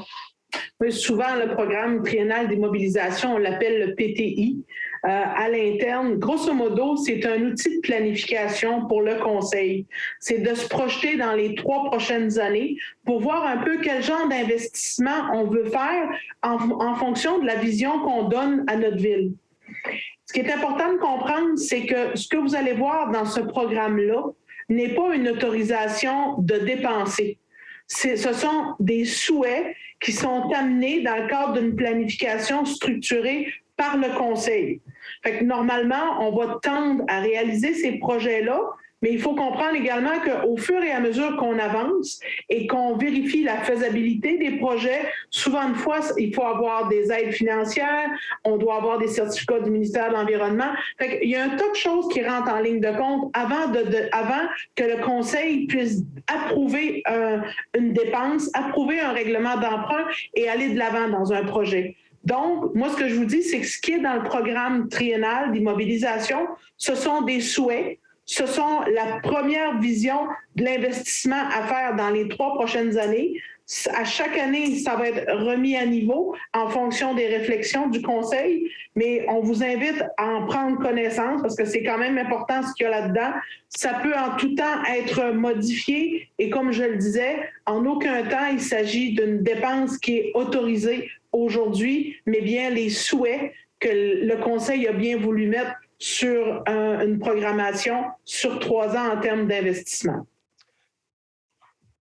Merci Chantal. Juste avant de changer, Marlène, laisse-moi celle-là. Je veux juste faire une petite mise en contexte avant de vous présenter le programme triennal d'immobilisation. D'abord, je le mentionnais tantôt, on a d'entrée de jeu, quand on a été élu, qu'on a eu à se réunir pour la première fois, on a travaillé pour le budget. Donc, on avait quand même 8 rencontres qui ont eu lieu. Donc, on se rencontrait 2 fois par semaine pratiquement depuis le mois de novembre. Donc, on a eu beaucoup de rencontres. Ce qui a fait en sorte qu'au niveau du plan triennal d'immobilisation, il y avait déjà beaucoup de choses de prévues en 2022. Donc, que ce soit là, le CCR, l'ARENA, etc. On va en faire la nomenclature là, dans quelques instants. Mais il y a quand même beaucoup d'éléments. Et on voulait être, je dirais, responsable et prudent par rapport aux impacts du déploiement là, de ces divers éléments dans le plan triennal. Donc, aussi, les autres éléments en termes d'imprévisibilité, la COVID, l'inflation, etc., les pourcentages d'intérêt vont augmenter. Donc, on ne voulait pas non plus se placer dans une situation de vous présenter un plan triennal d'immobilisation 2022 avec bien rempli, mettre des trucs en 2023, en rajouter en 2024 sans trop savoir ce qu'on était pour faire réalistement. Donc, ce que vous allez voir dans le plan triennal dans quelques instants, c'est vraiment une année 2022 qui est quand même bien remplie, mais 2023 et 2024, très peu de choses. Donc, on ne voulait pas s'en aller dans le bien paraître puis créer des fausses attentes. Donc, on est vraiment allé avec une présentation de ce qu'on est réalistement possible de faire pour 23-24. Ça ne veut pas dire qu'on va faire tout ce qui est indiqué en 2022, puis ça ne veut pas dire qu'en 2023 puis en 2024, on fera si peu qui est indiqué. Ce que ça veut juste dire, c'est que suite aux discussions qu'on a eues, on trouvait prudent d'y aller avec beaucoup de modération sur notre plan triennal. Donc, éviter vraiment là, de mettre des choses en place pour créer des attentes pour bien paraître. Donc, au niveau du plan triennal, c'est ce que je voulais vous dire. En cours d'année, qui s'en vient aussi, quand on parle d'investissement au niveau plan d'immobilisation, oui, ça amène des dettes, mais on est aussi le conseil ouvert à réfléchir. D'ailleurs, on aura des discussions prochainement sur tout ce qui touche au niveau des services, les différents services qu'on a vus là, tantôt. Donc, au niveau de l'efficience, de la rigueur, puis des impacts décisionnels qu'on aura à prendre au cours des prochaines années. Donc, on voulait avoir quand même un plan triennal qui était, somme toute, conservateur là, pour les 2 années là, 2023-2024. Donc, si on y va avec le plan, Marlène, tu me le laisseras en image. Je vais présenter ce qui est là-dessus. Donc, évidemment, pour 2022, il est dans le budget, il n'est pas dans le budget, mais ce qu'on va faire en 2022, bien évidemment, finaliser l'aréna du centre récréatif à la hauteur de 15 201 000. Ça, c'est principalement là, payé par des subventions, mais il y aura une partie là, qui pourra faire partie de la dette, tout dépendant de comment iront les commandites, mais aussi, pas vraiment la dette, excusez-moi, c'est plus au niveau là, des revenus éoliens, excusez-moi. Le terrain de baseball, on est en train de finaliser une étude à ce sujet-là. Donc, on parle d'un montant de 457 610. Ça, à travers ça, bien, il y a des subventions. Il y a une partie qui sera probablement mise sur la dette. Puis, on a aussi un partenariat là, avec la commission scolaire. Le centre de loisirs, 400 000 $. Donc, ça, c'est vraiment le centre de loisirs dans le quartier Notre-Dame. Donc, on veut investir là pour remettre à niveau notre centre de loisirs. Dans cette enveloppe-là, il y a 2 choses. Donc, on a une subvention qu'on a reçue l'an dernier d'environ 180 000 $ qui va être attitrée à ça, plus l'autre partie qui serait une dette. Véhicules lourds, ben, on sait qu'on a toujours des remplacements possibles au niveau de notre flotte de camions. Donc, on parle de 310 000. Ça, c'est un des éléments au cours des prochains mois que le Conseil aura à réfléchir sur l'évaluation de notre flotte de camions. On en a entendu souvent parler. Donc, on verra qu'est-ce qu'on prend comme décision par rapport à notre flotte. Mais il faudra aussi, dans notre réflexion, prendre en considération que, évidemment, si on rapetisse cette flotte-là sous l'objectif de faire des économies, bien évidemment, il faudra aussi être capable d'assumer peut-être une diminution des services en conséquence. Donc, ce sera une discussion qu'on pourra avoir. Bloc sanitaire, quartier Notre-Dame à la plage. Donc, là aussi, on a 300 000. On espère des subventions. Il n'y a rien de confirmé.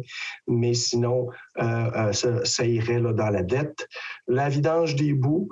Donc, ça, 300 000, c'est un fonds qui est déjà affecté, qui est déjà prévu. Donc, il ne devrait pas avoir d'incidence sur le taux de taxe.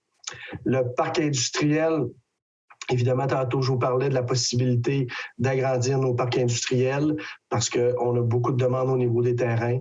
Alors, c'est sûr que si on veut agrandir nos terrains, bien, il faut toujours bien rendre la route, il faut toujours bien faire des fossés, il faut toujours bien faire amener peut-être de l'eau potable et des égouts. Dans chacun des cas, chaque dossier est évalué. Donc, il y aura quand même des investissements à faire. On parle au niveau de la dette, là aussi. Empierrement de la rue Joseph-Turcot. Donc, on sait que présentement, les grandes marées, si je peux appeler ça comme ça, causent présentement là, une détérioration au niveau là, de notre rive, puis tout près de la rue Joseph-Turcot, ce qui fait en sorte qu'on est, je dirais, en situation dangereuse là, pour avoir un bris majeur sur cette rue-là. Donc, un enrochement qui sera prévu. Il y a des demandes au ministère de l'Environnement aussi qui seront faites. Dans ce cas-là, si je me trompe, Marlène, tu me corriges, j'y vais vraiment de mémoire, mais on irait sur un règlement d'emprunt dans ce cas-là. Il y a une petite partie qui était déjà prévue dans le fonds de roulement également. Merci beaucoup. Ensuite, FADLab Bibliothèque, ça, c'est un projet qui est financé à la hauteur de 64 000 $. On a un partenaire Cascade aussi qui nous fournit un montant. Et si je ne me trompe pas, le dernier montant, il va dans le fonds de roulement aussi, Marlène? C'était les taxes de l'année pour un peu moins que 20 000 $ qui est prévu dans le budget qu'on a vu tantôt. Parfait. Compteur d'eau, c'est quelque chose qui s'en vient. Ça fait plusieurs fois qu'on en parle. Éventuellement, on va avoir des exigences à déployer des compteurs d'eau dans les résidences, dans les commerces. Donc, ça va nécessiter fort probablement un investissement à la hauteur de 100 000 $. Ça, on va être en dette, en règlement de dette là-dessus. Oui, non? Non, c'est pris à même le surplus accumulé. À même le surplus, celle-là. Parfait. Réservoir d'essence Marina, donc il y a une décision du Conseil qui a été prise tout dernièrement de renouveler, de changer le tank à essence, le réservoir à essence à Marina de Notre-Dame. Le 100 000 $, certains diront oui, c'est bien cher. Il faut faire une rampe d'accès, il faut réaménager le terrain avec ce qu'on appelle une slave de béton. Donc, l'investissement au service de la dette de 100 000 $. Le rechargement des rues au niveau du rural, ça, c'est pris à même les budgets de Carrière et Sablière. La rue Saint-Viateur, Caron-Plourde, on parle plus d'un investissement qui aurait lieu là, en 2023. Là, les gens pourront nous dire, vous nous aviez dit qu'on ferait ça. Les projets vont se démarrer cette année en termes d'évaluation de coûts et tout ça. Donc, mais réalistement, ça sera plus en 2023.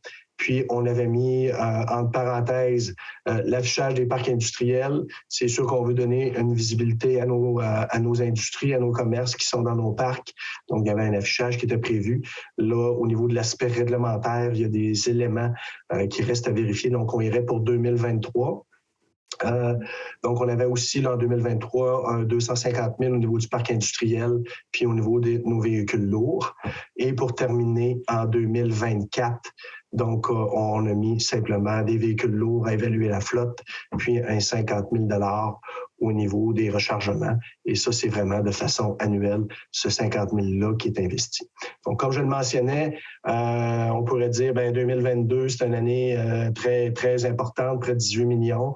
Vous avez exactement raison. C'est d'ailleurs pour ça qu'on y était de façon plus conservatrice, plus responsable. On va évaluer tous les impacts de tout ça. L'autre élément qu'il ne faut pas négliger non plus, c'est que pour cibler des priorités, des intentions pour notre ville en termes de projets d'infrastructure, il faut toujours bien être en mesure d'avoir des discussions entre nous, voir quels sont les projets que chacun des conseillers aimerait voir mettre de l'avant. Puis pour cette raison-là, on n'a pas été en mesure là, d'élaborer beaucoup de discussions pour les années 23 et 24, ce qui fait en sorte que ça fait un plan triennal, là, je dirais, un peu plus conservateur. Donc, ça ferait pas mal le tour de la présentation. On y va avec les conclusions avant l'adoption, Marlène? Parfait. Donc, ici, la conclusion qu'on vous présente, c'est évidemment suite à la fusion, puis j'y ai mis l'accent tantôt, la ville de Témiscouata sur le lac poursuit son développement tout en réalisant son objectif d'un compte de taxes raisonnable et similaire entre les quartiers. Donc, évidemment, on est quand même très fiers des infrastructures qu'on est en train de mettre en place, que ce soit le Rancor en eau. On a entendu énormément de commentaires positifs par rapport à notre commercial Nord-Sud. L'an prochain, à nos deux infrastructures majeures, le CCR et l'Arena. Donc, ça, c'est des éléments extrêmement positifs qui nous amènent à un développement résidentiel, commercial, industriel qui est quand même très soutenu. On a plusieurs projets en cours de route, des intérêts au niveau des commerces, des industries. Les investissements pour les infrastructures, c'est de grande qualité. Et moi, je suis convaincu que nos belles infrastructures rendent notre ville attirante pour les jeunes familles, disponibilisent des activités pour nos jeunes familles. Donc, on ne peut pas faire autrement que se réjouir. Un compte de taxes de la résidence moyenne en dessous de l'inflation d'année en année, comme on en a fait la présentation tout à l'heure depuis 2010. Mais cette année, à 3 %, on est quand même très satisfait de vous présenter ce budget-là. Et évidemment, qui dit situation économique positive, plan de développement, structuration de nos infrastructures, bien évidemment, on est d'avis qu'on a un potentiel attractif plus qu'intéressant sur l'axe de la 185, de la 85. Donc, on est très, très heureux de vous présenter ce budget-là ce soir. Donc, ça ferait le tour. On serait rendu à l'adoption de ces prévisions budgétaires-là et du programme triennal d'immobilisation. Donc, il sera proposé par... On pourrait peut-être faire la période de questions. Ah oui, OK. Ben oui, pas de problème. Tout d'un coup, qu'on changerait d'idée après la période de questions, c'est une bonne idée. Mais qu'on voudrait plus l'adopter. On a une première question de Mme Hélène Lemieux, qui probablement va être pour Marlène, si tu veux préparer ton micro. Quand nous sommes dans un secteur où nous avons seulement l'eau potable comme service, sommes-nous considérés comme desservis ou non desservis? S'il vous plaît, expliquez la différence entre les deux, comme une résidence qui n'a qu'un service. Merci, Hélène Lemieux.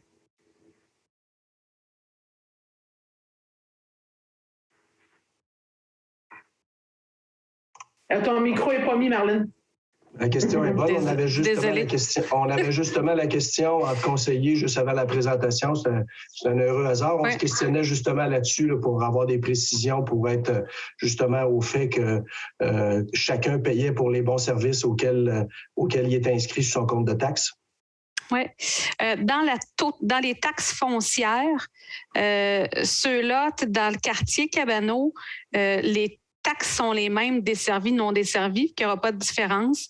Dans le quartier Notre-Dame-du-Lac, les taxes changent. Le non desservi est à 4 cents, puis le desservi est à 7 cents. Dans ce quartier-là, à Notre-Dame-du-Lac, les taxes sont vraiment dans le secteur urbain, donc c'est physiquement autour du centre-ville que ce taux de taxe-là va s'appliquer. Mais j'ai pas connaissance là, que dans le urbain, il y a quelqu'un des résidences à Notre-Dame-du-Lac qui aurait seulement soit l'aqueduc ou l'égout. C'est peut-être plus dans le quartier Cabano. Donc, le taux de taxe reste le même, desservi, non desservi Cabano, à 1,14,5 dans le non desservi. Donc, il n'y a pas d'impact desservi, non desservi pour Cabano. Où est-ce qu'il y a un impact? C'est dans les taxes par unité. Ce montant-là, je vais prendre desservi Cabano, par exemple. Là. En bleu, c'est aqueduc, égout, déchets, recyclage, puis la taxe pour la dette. Bien, une personne qui a seulement l'aqueduc, du 798 $, bien, elle ne payera pas les égouts. Je vais aller vous retrouver, ça ne sera pas long, mon montant. Que je m'avais pris en note. Donc, du 798 $, quelqu'un qui est à Cabano va soustraire l'égout, fait que va soustraire 237 $, mais devra additionner la fosse septique, qui est à 97 $. Fait que c'est un petit peu un mix des deux, mais soyez assurés qu'il y a les gens payent pour les services qui sont disponibles chez eux. Donc, si on n'est pas desservi par les égouts, on ne payera pas les égouts. On a voulu simplifier en mettant 4, mais il faut faire l'addition-soustraction là, des taux de taxes. Mais dans Cabano, ça serait 798 $, moins l'égout à 237.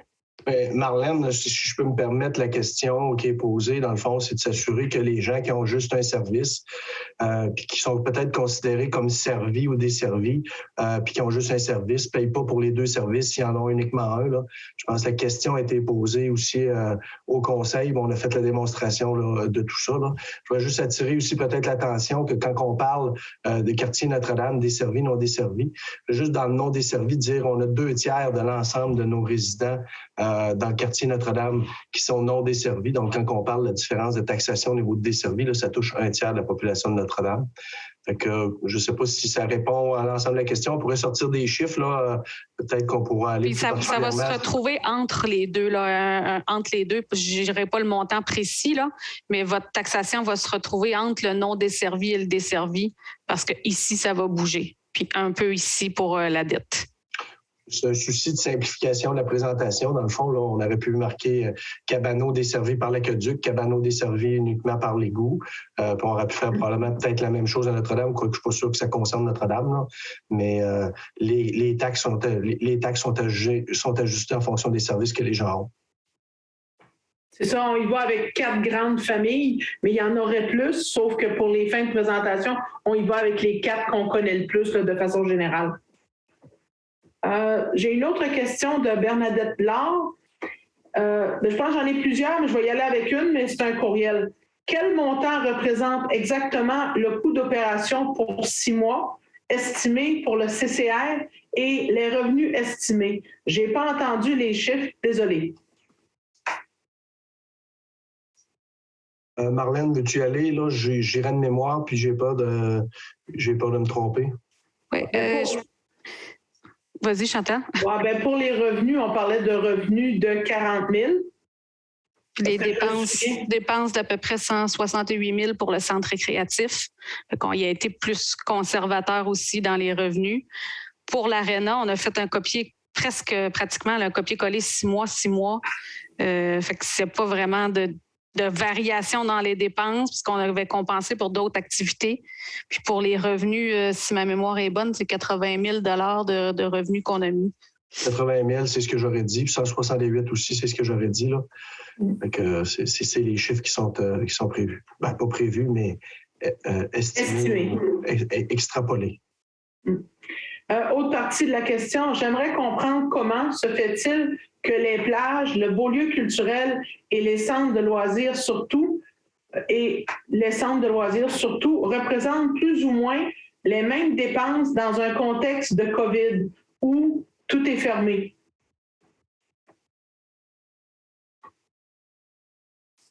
Il y a certaines dépenses qui ont été enlevées, mais d'autres qui ont été laissées quand même. Mais c'est surtout un réaménagement à l'intérieur du même budget. S'il n'y a pas, par exemple, de l'activité nageon, il va y avoir d'autres activités. Mais c'est un juste milieu entre les deux, mais ce qui avait à être enlevé a été ajusté, là. C'est possible que certaines activités, dont nageon, si ça arrive que le nageon n'a pas lieu à cause des problématiques de COVID, ben à ce moment-là, on finira à surplus à la fin de l'année avec un montant qui n'aura pas été dépensé. C'est pas parce qu'on a un montant à titre, exemple, du nageon qu'automatiquement, on va le dépenser ailleurs. Pas du tout. On va respecter les enlignements du budget. Puis peut-être dire au niveau du beau lieu, je sais qu'il y a quand même eu des activités, ils ont été restreintes, puis au surplus, il y a certaines aides qu'on a données parce qu'on est obligé de nettoyer, on est obligé de désinfecter à cause de la COVID. Des fois, ça engage des coûts additionnels reliés à la COVID, plus de manipulation. Il faut, entre autres, pour les passeports vaccinaux, qu'il y ait quelqu'un à l'entrée. Il y a un peu des deux à l'intérieur de ça. Mais somme toute, les dépenses sont fixées en fonction de la réalité au final, là. Puis si je peux rajouter un petit point pour le beau lieu culturel puis le centre des loisirs, la majeure partie des coûts, c'est des coûts fixes. C'est plutôt le bâtiment. On n'investit pas dans les opérations du beau lieu culturel. On fournit une bâtisse. Fait qu'on paye l'électricité qui bouge pas beaucoup, des entretiens, de machinerie, tout ça. Fait que les coûts bougent pas tellement que ce soit utilisé ou moins utilisé à cause de la COVID, là.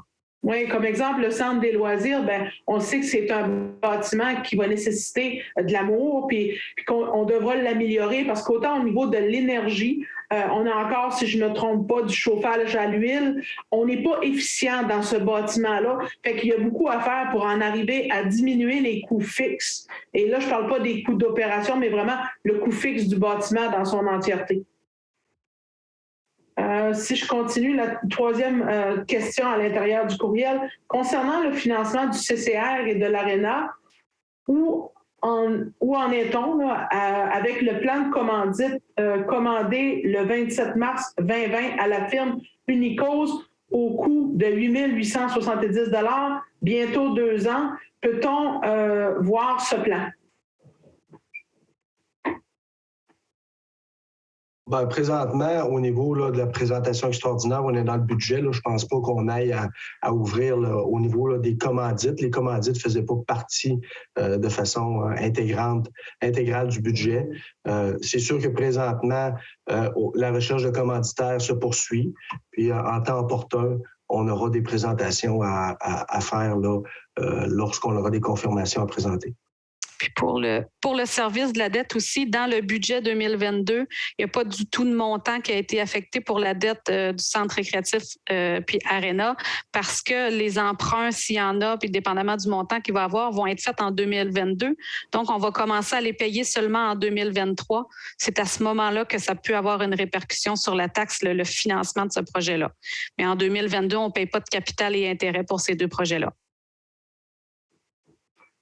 Autre question de Mme Charlotte Caron. Si commandite il y a pour le ou les projets en cours, Arena et centre récréatif, cela aura-t-il un impact sur le compte de taxes? C'est sûr, ça a été présenté plusieurs fois, là, entre autres, là, la portion qui appartiendrait là, en termes là, de coûts sur le compte de taxes, on parlait là, de 2,2 millions. Ça avait un impact, là, je vais de mémoire, mais de 39 $ sur le compte de taxes, si je ne me trompe pas. Donc, c'est sûr que la partie commandite qu'on va chercher va diminuer cette portion-là. Donc, ce qu'on souhaite, c'est d'avoir le 2,2 millions pour diminuer le 39 $ sur le compte de taxes possible, en souhaitant qu'on puisse l'éliminer au complet. Donc, comme je le disais tantôt, en temps opportun, on fera des annonces. Donc, la question sera résolue dans un avenir, je dirais, à court terme. Autre question de Mme Bernadette Laure.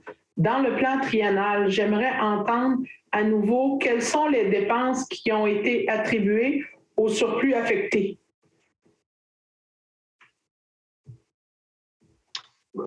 Peux-tu remettre la setup, Marlène? Oui.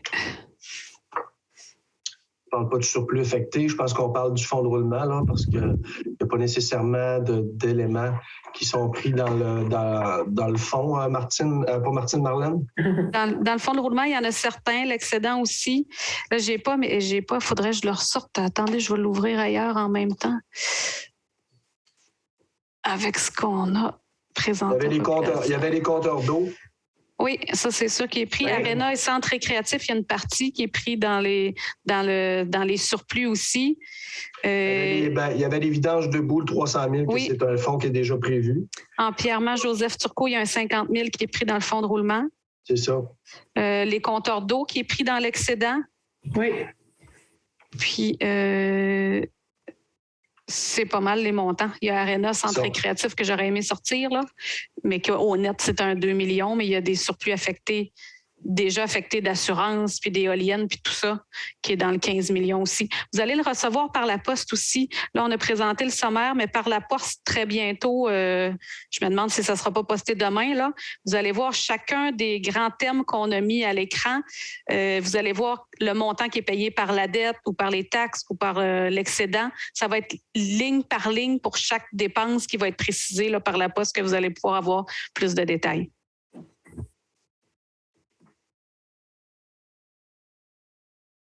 Je n'ai pas d'autres questions pour le moment.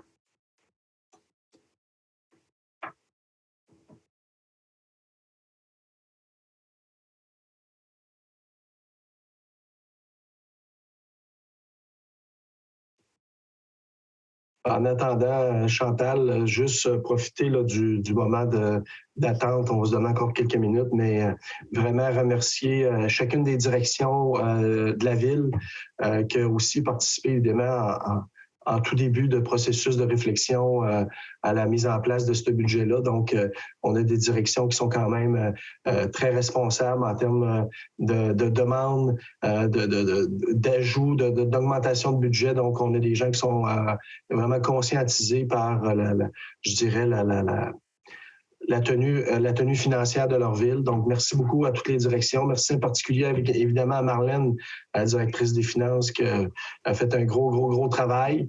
Je dirais un travail pour mettre en place le budget, mais un travail d'enseignante pour nous apprendre tous les rouages d'un budget municipal. Donc, merci de nous avoir enseigné tant de choses au cours des dernières semaines. Merci évidemment à Chantal, qui a aussi chapeauté la démarche avec ses directions, avec les équipes, mais aussi avec le conseil.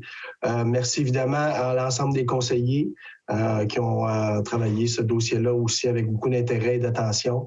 Donc, les questions toujours aussi pertinentes, donc pour amener justement soit des réflexions ou des réorientations. Donc, merci vraiment à tout le monde de leur implication dans le budget.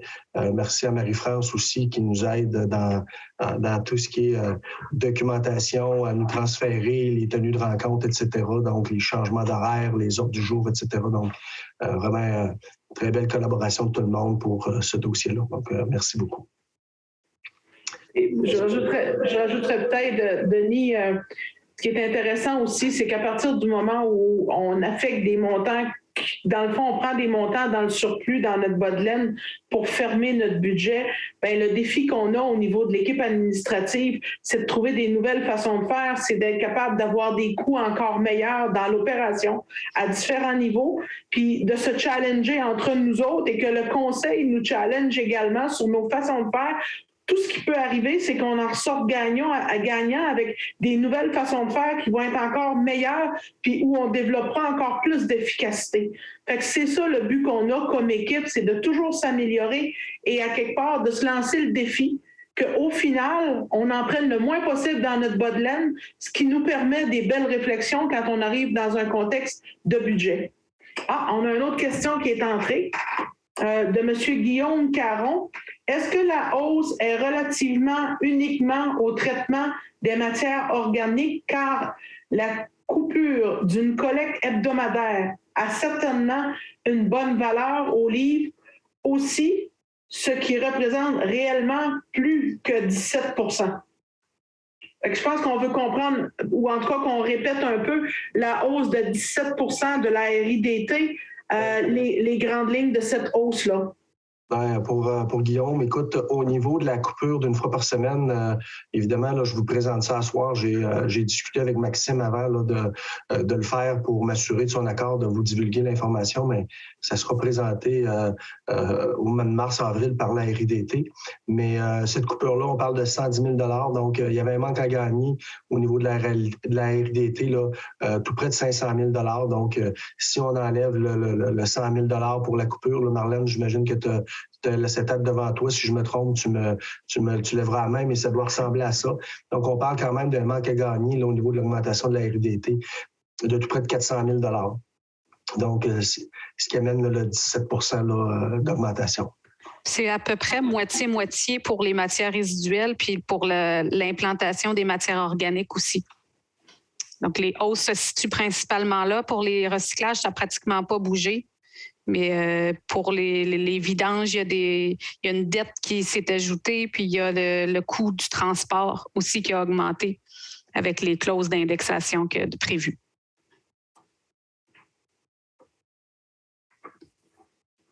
Ça fait un petit bout de temps qu'on n'a pas eu d'autres questions à part celle de Guillaume.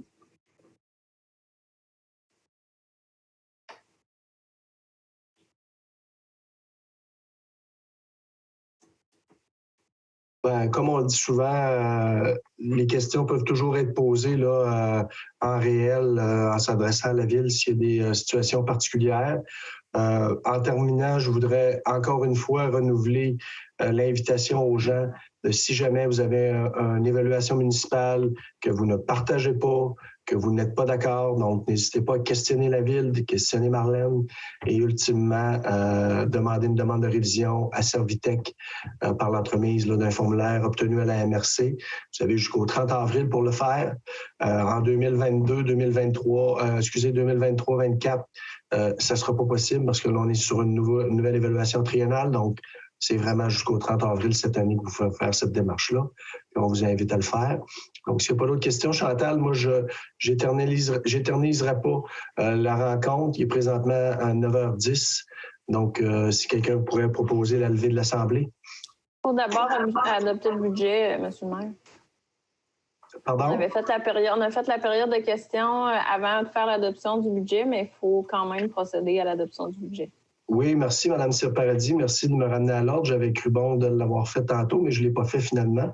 Donc, si tout le monde est d'accord pour procéder, donc on procéderait à l'adoption budgétaire de la Ville pour 2022 et du plan triennal des immobilisations. Donc, il sera proposé par? Proposé par Rémi Dumont. Appuyé par? Marianne Sir-Paradis. est résolu unanimement que le conseil municipal de la ville de Témiscouata-sur-le-Lac adopte les prévisions budgétaires pour l'année 2022 ainsi que le programme triennal des immobilisations tel que présenté. Et s'il n'y a toujours pas d'autres questions, Chantal, je demanderai une proposition pour la levée de l'Assemblée à 9h10. Proposé par Mayenne Cyr-Paradis. Et appuyé par... Et secondé par Jean-Marc Baudouin. Alors, je ne ferai pas tous les remerciements que j'ai faits. Donc, merci aux gens qui s'intéressent au budget de leur ville, donc les gens qui étaient présents en direct ce soir, les gens qui nous regarderont peut-être en différé. Je sais aussi qu'on a eu certains problèmes lors de la dernière séance là, à mettre le lien pour que la séance soit accessible dès le lendemain. Je sais qu'on est en train de travailler ça en partenariat avec ma TV. Ça ne sera pas encore parfait demain. On est bien au fait de la situation. Je rappelle aux gens qu'on est dans un processus où on essaye constamment de s'améliorer. Donc, on est revenu avec des séances en direct qu'on veut immédiatement relayer sur notre page Facebook ou sur notre site Internet. Mais même si la technologie nous amène très rapidement dans des façons de procéder, on a quelques petits problèmes à régler. On était justement en discussion avec la séance de ce soir avec les collègues de ma TV. Un travail très important, très professionnel avec nous. Fait qu'on espère qu'on pourra régler cette situation-là, là, mais on est bien au fait qu'il est possible demain et mercredi que vous n'ayez pas immédiatement la séance en différé, que vous pourriez avoir accès, mais on travaille fort pour régler ça. Donc là-dessus, je vous souhaite une belle fin de soirée. À vos pelles, ça a l'air qu'il en a tombé un petit peu. Moi, je vais constater ça à ma sortie du bureau parce que je n'ai pas été dehors depuis le début de la tempête. Donc, je vous souhaite une belle fin de soirée et au plaisir d'échanger avec vous bientôt. Merci, au revoir.